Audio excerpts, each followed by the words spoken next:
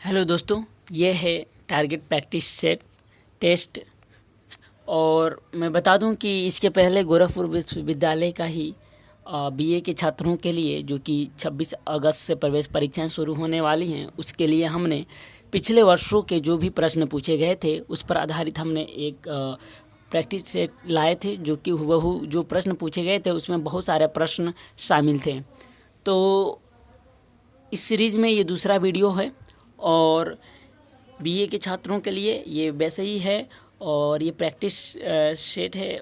आपको बस इस पर अभ्यास करना है। तो इसमें इस वीडियो का दो पार्ट होगा, पार्ट 1 पार्ट 2। ये पार्ट 1 है और इसमें भी हिंदी इंग्लिश के शामिल होंगे प्रश्न। इसके साथ ही सामान्य अध्ययन का जो कि तीसरा इसका पार्ट है वीडियो का, तो उसमें वीडियो का नहीं, मतलब इस प्रश्न पत्र का जो तीसरा सब्जेक्ट है, पहला तो हिंदी है, दूसरा इंग्लिश और तीसरा सामान्य अध्ययन का।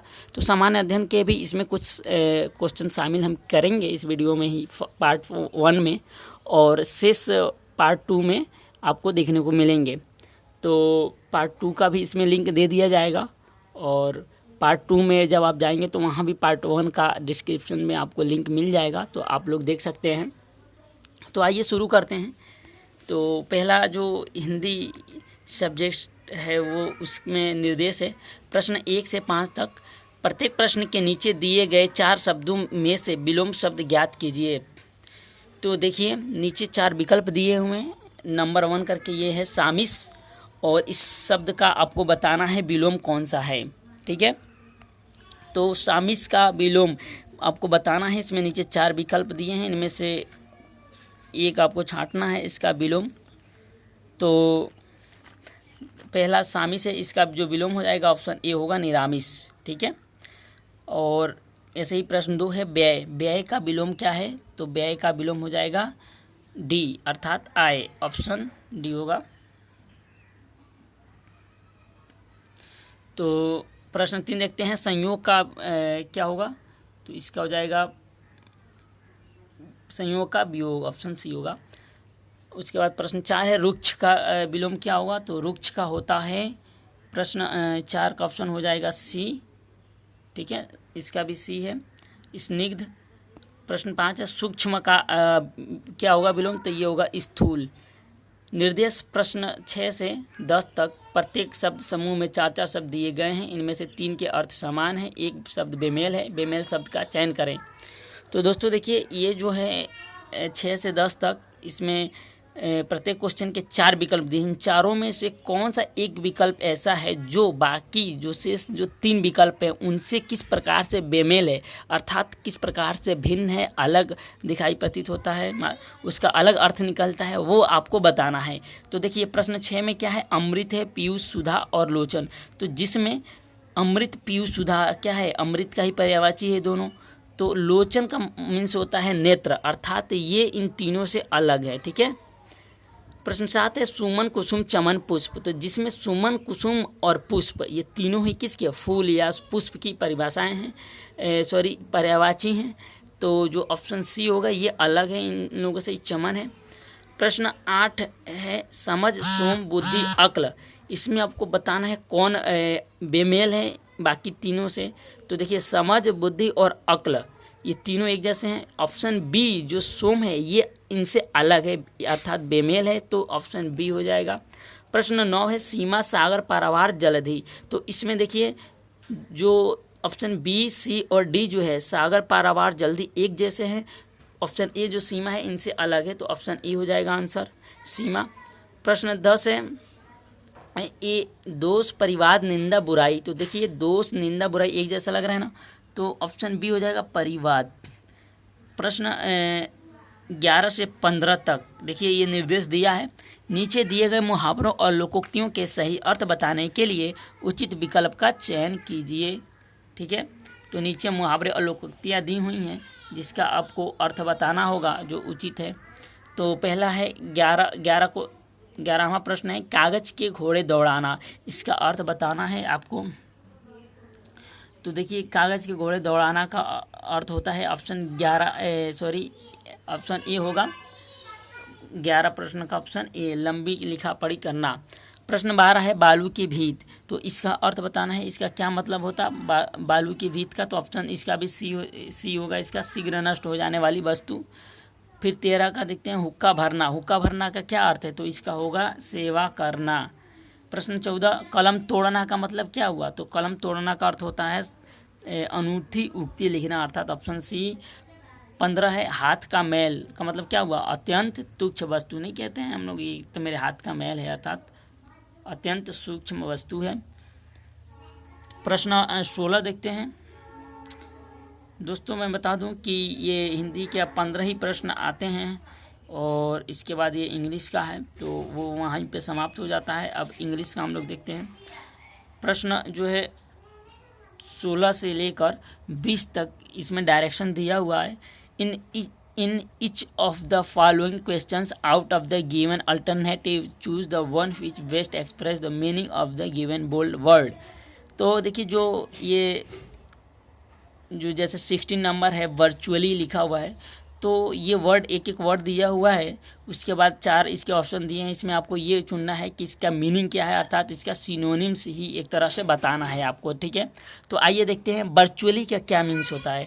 तो ऑप्शन क्वेश्चन नंबर 16 का हो जाएगा ऑप्शन ए, वर्चुअली का मीनिंग हो जाएगा राइटिशली। एक मिनट इसको मैं राइटिशली, ठीक है, राइटिशली। क्वेश्चन नंबर 17 है साइलेंट, साइलेंट का जो ऑप्शन ए होगा साइलेंट।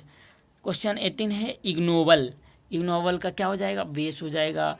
क्वेश्चन नंबर 19 है इनवेरिएबली, तो इनवेरिएबली का क्या होगा, क्वेश्चन नंबर 19 इसका हो जाएगा ऑप्शन सी अनफेलिंगली, ठीक है। क्वेश्चन नंबर 20 है होमेज, तो होमेज का ये सिनोनिम्स क्या होता है, या ये कह लीजिए इसका मीनिंग क्या यहाँ पे निकलेगा 20 का, तो इसका ऑप्शन डी होगा रिस्पेक्ट और डिफरेंस, ओके। क्वेश्चन नंबर 21 से 25 तक डायरेक्शन दिया है कि in each of the following question choose the bold word opposite, ठीक है। तो हमने ऊपर 16 से 20 में क्या देखा, उसका मीनिंग या हमको सिनोनिम से बताना था। इसमें आपको अपोजिट वर्ड या फिर कह लीजिए एंटोनिम्स बताना है, ठीक है। तो पॉजिटिव का क्या अपोजिट वर्ड होता है, तो पॉजिटिव का होता है 21, पॉजिटिव का होता है ऑप्शन ए सरप्लस होता है, ठीक है। Question number 22 abdicate, question number 22 का ऑप्शन ए हो जाएगा क्लेम। एब्डिकेट का अपोजिट वर्ड होता है क्लेम करना, ओके। क्वेश्चन नंबर 23 है साल्वेज का अपोजिट वर्ड क्या होगा, तो इसका हो जाएगा ऑप्शन बी साल्वेज का लॉस। क्वेश्चन नंबर 24 है नेव, तो नेव का क्या हो जाएगा, इसका होगा कनिंग। क्वेश्चन नंबर 25 है फाक्सीमाइल का अपोजिट वर्ड क्या होगा, 25 का हो जाएगा ऑप्शन सी ओरिजिनल, ठीक है। अब हम लोग नेक्स्ट क्वेश्चन देखते हैं, क्वेश्चन 26 से 30 तक, ठीक है। तो in each of the following questions out of the our alternative choose the one which can be substitute for the given word और सेंटेंस। अर्थात ये कह रहा है जो भी वर्ड या सेंटेंस दिया हुआ है उसमें से आपको ये चूज करना है, इसका substitute word one word choose करना है। तो जैसे कि the study of ancient societies, question number 26 है the study of ancient society, अर्थात जो एंसेंट सोसाइटी का जो स्टडी हम लोग करते हैं उसको क्या कहेंगे, तो उसको हम लोग क्या बोलते हैं, आर्कियोलॉजी बोलते हैं, ऑप्शन डी होगा। 27 है ऑफिस और post with no work but high pay, ऐसा ऑफिस पोस्ट जहाँ पोस्ट पर हूँ आप जहाँ पे नो वर्क कोई काम नहीं हो बट हाई पे हो, उसको क्या बोलते हैं। तो क्वेश्चन नंबर देखिए 27 का होगा ऑप्शन ए होगा ऑनररी, ठीक है ना, ऑनर वर्ड से मिलकर बना है ऑनररी। तो क्वेश्चन नंबर 28 है custom of having many wives, तो इसका मतलब आप लोग समझिए कस्टम यानी रीति रिवाज जो बहुत सारी जैसे बहुपत्नी प्रथा जो चली आ रही थी, तो उसे हम क्या कहेंगे, बहुत सारे विवाह जिसे करने जो करता है बहुत सारी पत्नियां उसे पॉलीगैमी कहते हैं। 29 है person who has long experience, तो इसे क्या बोलते हैं, वेटरन बोलते हैं, अनुभवी व्यक्ति है जो। क्वेश्चन नंबर 30 है changing once mind too quickly, जिसका माइंड बहुत जल्दी चेंज हो जा रहा है क्विकली, उसे क्या बोलेंगे, तो वो क्या स्टेबल नहीं है, इट मीन्स इनस्टेबिलिटी बोलेंगे उसे, ऑप्शन बी। अब देखिए हिंदी इंग्लिश के जो है 30 क्वेश्चन कंप्लीट होता है। और ये जो सब्जेक्ट तीसरा जो सब्जेक्ट है इस क्वेश्चन पेपर का वो है सामान्य ज्ञान। और सामान्य ज्ञान से आइए हम लोग स्टार्ट करते हैं फिर क्वेश्चन नंबर 31 से। और इस वीडियो में कोशिश करेंगे हम लोग कि 75 कवर हो जाए, क्वेश्चन कवर हो जाए, अर्थात कि 50% कंप्लीट हो जाए। फिर जो नेक्स्ट 75 क्वेश्चन होंगे वो पार्ट 2 में शामिल कर दिए जाएंगे, ठीक है। तो काफ़ी इसमें क्वेश्चन पूछे जा रहे हैं, 150 क्वेश्चन बहुत ज़्यादा होता है। तो 31 है राष्ट्रपति के कार्यकाल की अवधि होती है, तो ये है 5 वर्ष। 32 है 1975 में राष्ट्रीय आपातकाल की घोषणा किसने की थी? तो देखिए ये की थी फ़खरुद्दीन अली अहमद। ये ऑप्शन यहाँ बी लिखना चाहिए, डी प्रिंट हो गया गलती से। क्वेश्चन नंबर 33 है भारत के प्रथम उप प्रधानमंत्री कौन थे? तो देखिए आप लोग को मालूम ही होगा पटेल थे, क्योंकि जवाहरलाल नेहरू को प्रधानमंत्री बना दिया गया तो फिर इनको उप प्रधानमंत्री बनाया गया था। क्वेश्चन नंबर 34 है लोकसभा की अधिकतम सदस्य संख्या कितनी हो सकती है? तो देखिए ये है 552, ठीक है ना। इसमें एंग्लो इंडियन को भी शामिल किया जाता है। तो क्वेश्चन नंबर 35 है भारत में पंचायती राज कब प्रारंभ हुआ? तो देखिए भारत में पंचायती राज कब प्रारंभ किया गया ये आपको बताना है। तो 35 का हो जाएगा 1959 में, अर्थात ऑप्शन बी है। क्वेश्चन नंबर 36 है भारत में लोकसभा के लिए अब तक कितनी बार चुनाव हो चुके हैं?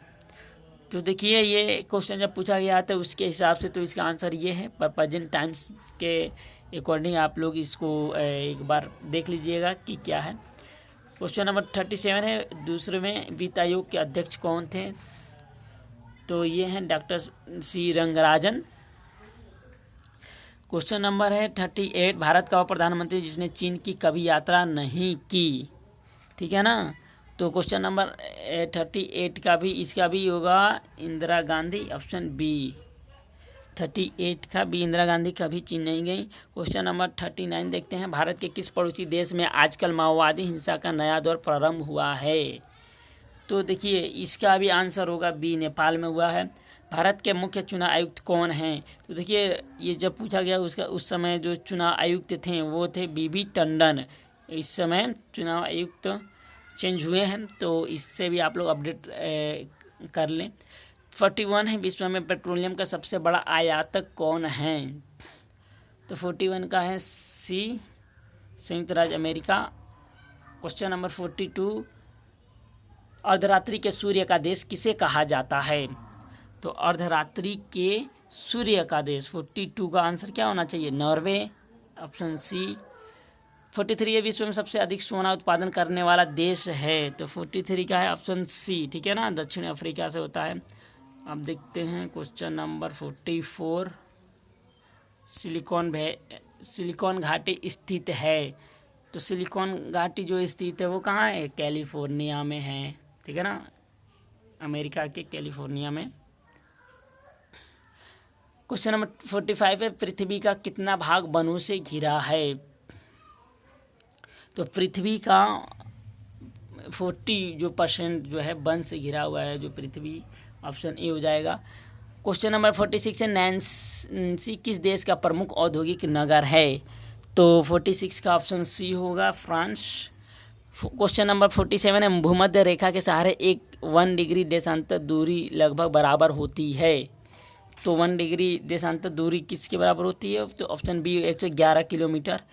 क्वेश्चन नंबर 48 जावा और सुमात्रा द्वीप किस देश में है? तो जावा और जो सुमात्रा द्वीप है वो है इंडोनेशिया। क्वेश्चन नंबर 49 है बुडापेस्ट निम्नलिखित में से किस देश की राजधानी है? तो क्वेश्चन नंबर 49 का होगा option C, Hungary. Question number 50 है क्रिकेट खेल के लिए चर्चित शारजाह कहाँ है? तो क्वेश्चन नंबर 50 का यूएई में है, ठीक है ना, यूईए है, संयुक्त अरब अमीरात इसको बोलते हैं। क्वेश्चन नंबर देखते हैं 51 भारत में एक मार्क का अधिकृत प्रमाण पत्र कौन देता है? एक मार्क समझ रहे हैं ना, जो भी पैकिंग चीज़ें होती हैं उस पर लगाया जाता है एक मार्क। 51 का ऑप्शन ए होगा National Agricultural Cooperative Marketing Federation, NAFED, ठीक है, नेफ्ड कहते हैं, ये भी आप लोग याद कर लीजिएगा और इसका फुल फॉर्म भी। क्वेश्चन नंबर 52 है, भारत में कृषि में हरित क्रांति के जन्मदाता कौन माने जाते हैं?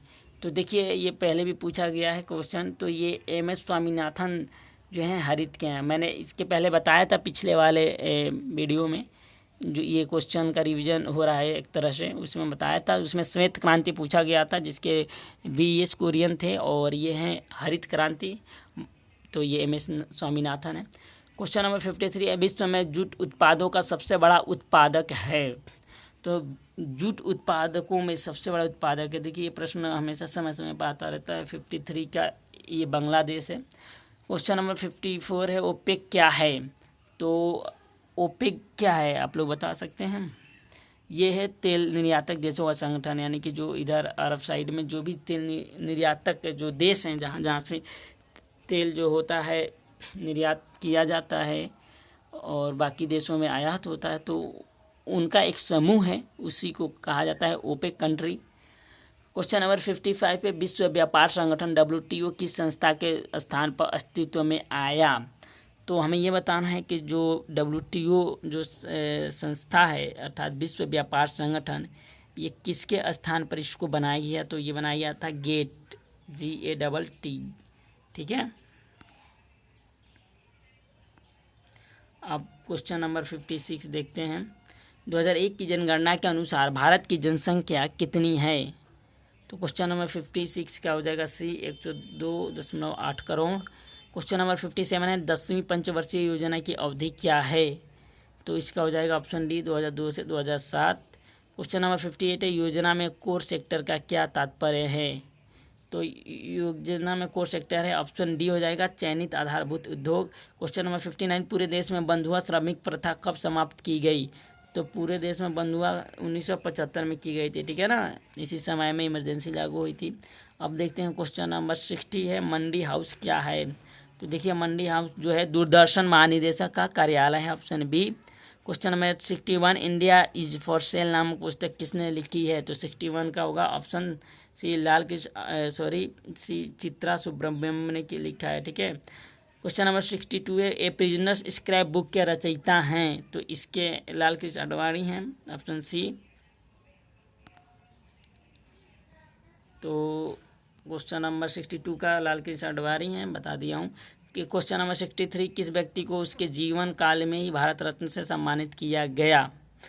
हाँ, तो इसमें बताना है आपको कौन जीते जी भारत रत्न से सम्मानित हुआ। तो ये हैं डी, पुरुषोत्तम दास टंडन। क्वेश्चन नंबर 64 है, इग्नाइटेड माइंड्स के लेखक कौन हैं? तो क्वेश्चन नंबर 64 का आंसर होगा ए, doctor APJ Abdul Kalam, ignited minds, ठीक है। क्वेश्चन नंबर और अग्नि फायर पूछे तो किसकी है? वो भी इनकी है, अब्दुल कलाम की पुस्तक है। क्वेश्चन नंबर 65 पे, इनसाइड CVI के लेखक हैं? तो 65 का आंसर होगा option C, Jogendra Singh. Question number 66 का क्या है? बी होगा, एयरटेल, ठीक है। एक्सप्रेस योर सेल्फ निम्नलिखित में किस मोबाइल फ़ोन सेवा की विज्ञापन पंक्ति है? एक्सप्रेस योर सेल्फ, तो ये एयरटेल का है। मंगलो, इसी प्रकार से अन्य फेमस जो कंपनियां हैं इस समय चल रही हैं, उसे भी आप लोग याद कर सकते हैं। क्वेश्चन नंबर 67 है, मंगलोर रिफाइनरीज, 1 मिनट इसको ऊपर कर लेते हैं थोड़ा। तो express Mangalore refineries and petrochemicals limited निम्नलिखित में से किसकी अनुषंगी कंपनी है? तो क्वेश्चन नंबर 67 का आंसर होगा ऑप्शन डी, ONGC है, ठीक है ना, ONGC। क्वेश्चन नंबर 68, निम्नलिखित में से किस दिन को राष्ट्रीय ऊर्जा संरक्षण दिवस के रूप में मनाया जाता है? तो क्वेश्चन नंबर 68 का आंसर होगा डी, होगा 14 दिसंबर। क्वेश्चन 69 है, वर्ल्ड डेवलपमेंट रिपोर्ट निम्नलिखित में से किस संस्था का प्रकाशन है? तो वर्ल्ड डेवलपमेंट रिपोर्ट की बात कही जा रही है, तो ये किसका होगा? विश्व बैंक का होगा, ऑप्शन बी। क्वेश्चन नंबर 70 है, भारतीय जीवन बीमा निगम LIC के वर्तमान अध्यक्ष कौन हैं? तो LIC के वर्तमान अध्यक्ष हैं AK Shukla, option C. Question number 71, देश की पहली बायोटेक सिटी है? तो बायोटेक सिटी बताना है, तो ये है ऑप्शन सी, लखनऊ।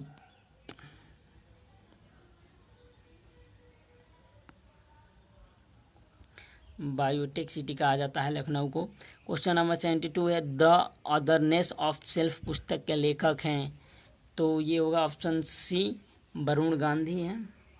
तो ये बड़े बड़े जो पॉलिटिशियन हुए हैं उनकी लिखी हुई किताबों को आप लोग याद कर लें, देख रहे हैं इसमें पूछा जा रहा है। क्वेश्चन नंबर 73 है वर्तमान में वायुसेना अध्यक्ष कौन हैं, तो क्वेश्चन नंबर 73 का ऑप्शन सी होगा एयर चीफ मार्शल SP त्यागी हैं। वो ये उस समय थे, लेकिन इस समय में जो एयरफोर्स अध्यक्ष हैं और नेवी के हैं और आर्मी के जो भी हैं, इन सब का आप लोग याद रखेंगे।